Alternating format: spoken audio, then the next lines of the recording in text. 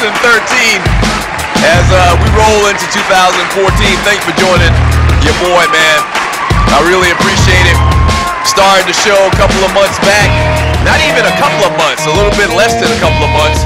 And great response. A lot of people talking about it. Kind of like an extension to the Two Live Studios where we just have a good time and we talk about sports.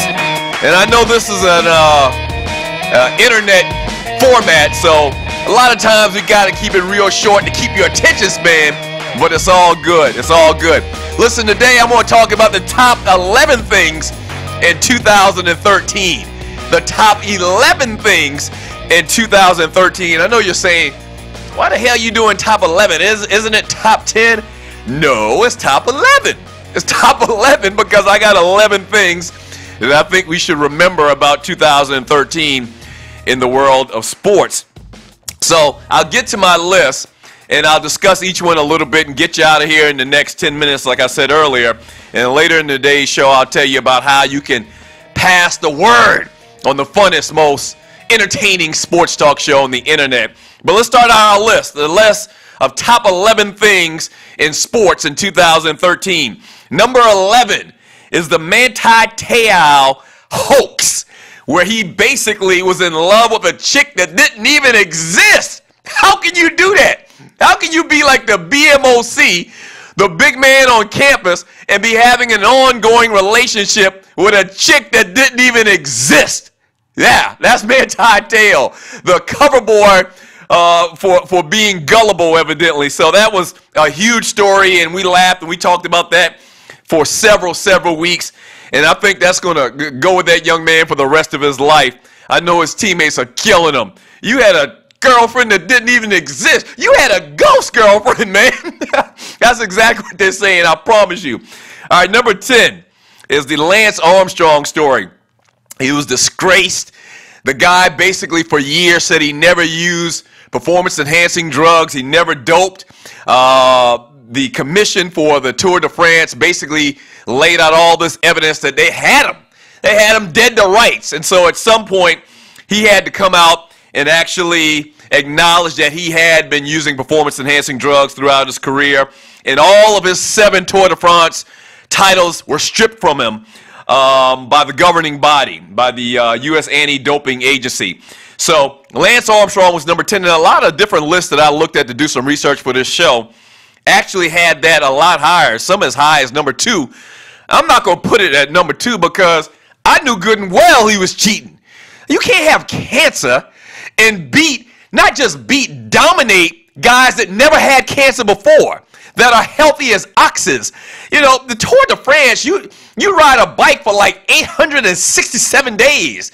There's no way you're going to beat somebody that didn't have cancer and dominate people that didn't have cancer in that particular sport. So Lance Armstrong comes in at number 10. Number 9 is the baseball, drugs, and really the big story that ties into doping in baseball really over the last 10 to 15 years. And what has come to Alex Rodriguez nabbed again, suspended for 211 games. He's appealing it. Ryan Braun got caught up in it. Both of these guys are denying it. Ryan Braun, 65 games, but he actually came out later after denying it to the utmost, to the hilt, and blaming the guy that administered the test. He came out and acknowledged that he was cheating, and you got me. I'm caught. There's no, you got me. So he apologized.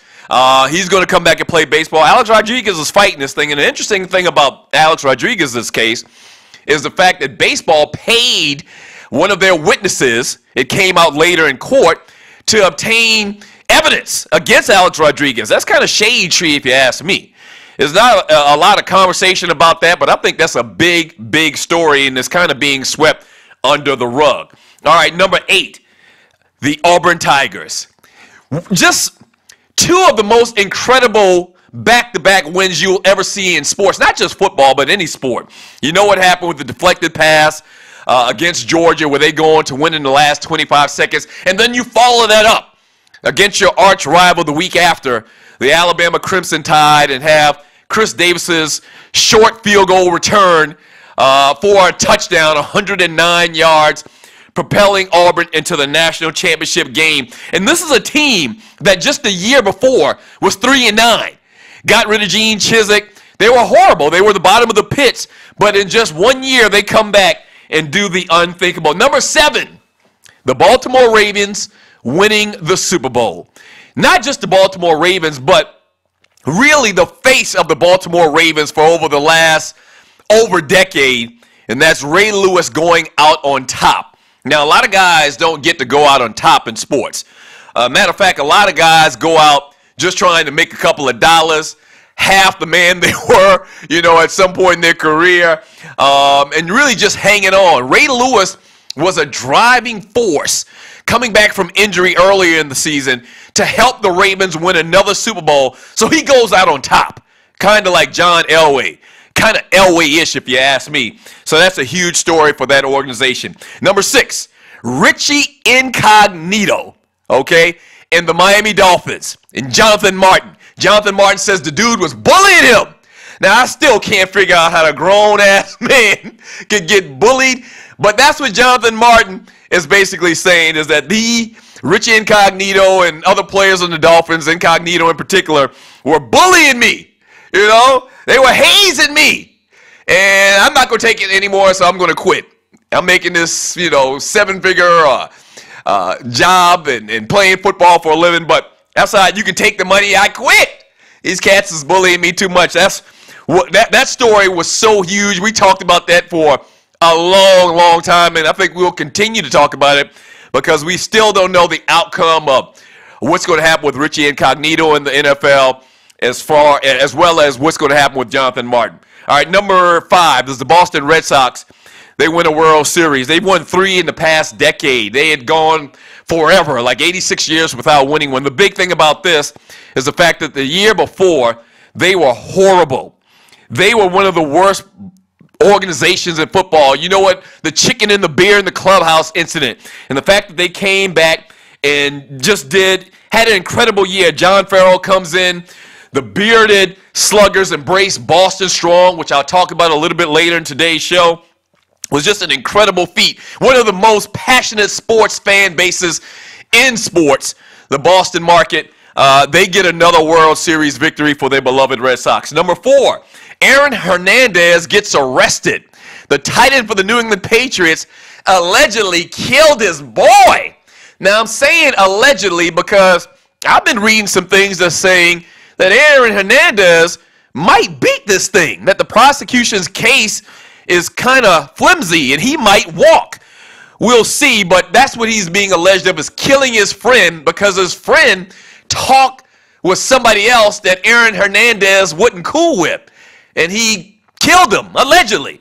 So that's a huge story. Wherever real life issues and murders intertwine with sports, it's a huge, huge story. Number 3 in the top 11 biggest sports stories in 2013 is the Miami Heat winning another championship. I'm not the biggest LeBron James fan, but you got to give credit where credit is due. They did it. They went to the championship 3 years in a row. They won the second year, and they also won this past year, the third year. So that's 2 championships for LeBron James. Now, the reason why I think this is so big is because of the circumstances with that. Ray Allen hit this miracle shot with little or no time left in Game 6 to tie it, to take it to overtime. They win in overtime. They go to Game 7, and it's a wrap. Ray Allen was brought in to do that specific thing. He got it done. It actually came to fruition. That's just incredible. And LeBron James, if they don't win that ring, if they don't win that title, what would his legacy be? He came in saying they were going to win 4, 5, 6, or 7. If they don't win that ring, okay, then they probably break that team up. Dwayne Wade is not the guy he used to be. Ray Allen is old. They have a lot of old players on that team. Maybe LeBron James isn't a Miami Heat. Maybe Pat Riley breaks that thing up. So the legacy and the lasting effect of what Ray Allen did and the fact that they won their second championship in a row was a huge, huge thing. Number 2, the NFL Concussion Settlement. I find it real strange that players fought so hard and just settled so easily with the NFL owners. Now, they got over $700 million, but this thing's going to be paid out over many, many years, and it's really a drop in the bucket to the NFL owners if you know how much money they make. But the owners actually settled real easy with the players about the concussion settlement and the fact of what they did or didn't know in past years about concussions and head trauma. So I think that the NFL players got duped. I really do, because the owners was like, okay, fine, we'll settle. You know, that makes me think that there's something more nefarious going on behind the scenes. It's more to this story than we even know at this point. And a lot of players, the older players, need it right now. So I get that. I understand why they did what they had to do. But it just makes me, uneasy that these billionaire owners, the people that negotiate forever for big contracts, negotiated a settlement so quickly. And the number one biggest sports story in 2013 was the Boston Marathon bombings. And the reason why I think this is the biggest story is because of the effect that it has on culture. Ever since 9/11, it's coming to my mind, and a lot of people's minds probably, what would happen if a terrorist were to bomb a sporting event at an arena, in a stadium? This particular bombing was really small in contrast to what I was thinking after 9/11 about a stadium bombing, but people were injured, people were maimed, people were killed, and it really brought to the forefront what the capabilities or what could happen if a terrorist really wanted to harm a lot of people in one centralized place, a sporting event. I don't know about you, when I go to sporting events, a lot of times I don't think that the security is that great. They test you, they run you through a metal detector, but I really don't think they do a good job of it, to be honest with you. They say, oh, hurry up, go ahead. Then, there's a long line. So I think that that's something we're going to definitely have to address going forward, is the security at our sporting venues. And this story and the subsequent cry that came out afterward, Boston Strong, was a huge story, and I think the biggest sports story in 2013. All right, there you have it. 2013 was a great year. The Doug Stewart Show started. People love it. People are having a good time with it. It's kind of like an extension of the Two Live Stews, where we have a good time and we talk about sports, we talk a little trash, and we have a good time. It's only going to get bigger and better in 2014. I need you to continue to pass the word on the show. Tell people, like it. And the big thing is subscribe. Right down here at the bottom of the screen, there's a button that says subscribe. Subscribe to the show. Anytime I do one, you can set your settings to get an email saying that I did a new show. All right? So, once again, thank you for everything. Happy New Year! 2014 is here, baby! Yeah!